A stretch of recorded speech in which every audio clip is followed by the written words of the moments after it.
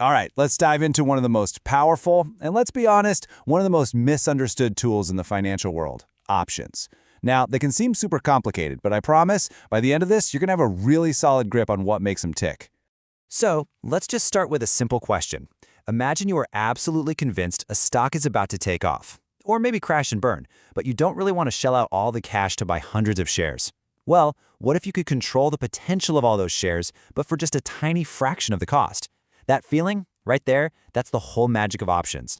At its heart, an option is just a contract. It's a type of thing we call a derivative, which is a fancy way of saying its value is derived from something else, usually a stock. We call that the underlying asset. And this contract, it gives you some very specific rights when it comes to that stock. Okay, if you only remember one single thing from our chat today, please make it this phrase. This is the absolute soul of an option. It gives you the choice to do something, but it doesn't force you to. Think of it like putting a down payment on a house. You get the right to buy it at a locked-in price, but hey, if you change your mind, you can just walk away. It's all about choice. So, keeping that key idea of rights in your head, it's time to meet the two basic members of the options family. Seriously, every single complex strategy you'll ever hear about, it all boils down to these two fundamental building blocks: calls and puts. So here's the big difference. When you buy a call option, you're being bullish. You think the stock's price is going up. A call gives you the right to buy that stock at a set price. Now on the flip side, when you buy a put option, you're bearish. You think the price is headed down. This gives you the right to sell it at a set price. It's pretty simple, right? Calls are for when you're optimistic, and puts are for when you're pessimistic. Every single one of these contracts, doesn't matter if it's a call or a put, is built from the exact same four ingredients. You can kind of think of it as the DNA of an option. First, you've got the underlying security. That's just the stock itself. Then, there's the strike price. That's your locked-in price to buy or sell at. Super important. Of course, there's the expiration date, which is the deadline. After that, your right just poofs. It's gone. And finally, the premium. That's simply what it costs you to buy the contract in the first place. It's the price you pay to have that choice. And here's something cool about most options on US stocks. They've got this incredible flexibility. We call them American style, which, by the way, has nothing to do with where you are. It's all about timing. It just means you can use your right or exercise your option on any day you want right up until that expiration date. All right, so far, we've pretty much only looked at this from one angle, the person buying the option. But of course, for every buyer, there has to be a seller, and their roles, their risks, their whole reason for being there are the complete opposites.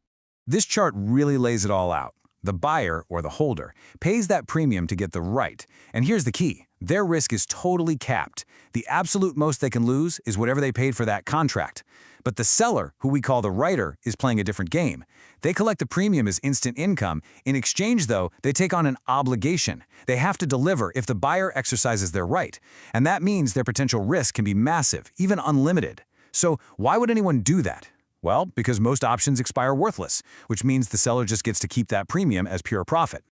Now, you might be thinking, well, what if the seller just decides to not follow through? What if they just disappear? That is where the Options Clearing Corporation, or the OCC, comes in.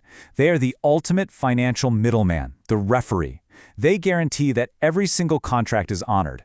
This totally removes the risk that the person on the other side of your trade will flake on you, and it's what makes the whole market run smoothly.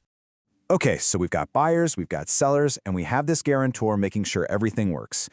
But what actually makes an option valuable? Where does the price come from? The answer really boils down to this idea of moneyness, which is just a word to describe the relationship between the stock's current price and the option's strike price. An option is always in one of three states. If it's in the money, means it has real, tangible value right now. You could exercise it for an instant profit. At the money is pretty simple. The stock price is exactly the same as the strike price. And out of the money means that at this very moment, it doesn't have any of that intrinsic value. But, and this is a big but, even out-of-the-money options still have a price because there's still time for things to change and for them to become profitable before they expire.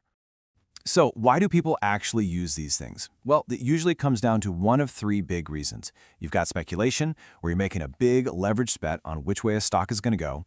You've got income generation, where you're selling options to collect those premiums. And then there's hedging, which is kind of like buying insurance to protect your existing portfolio from a sudden drop. So there you have it. You've got the fundamental building blocks, calls and puts. buyers and sellers.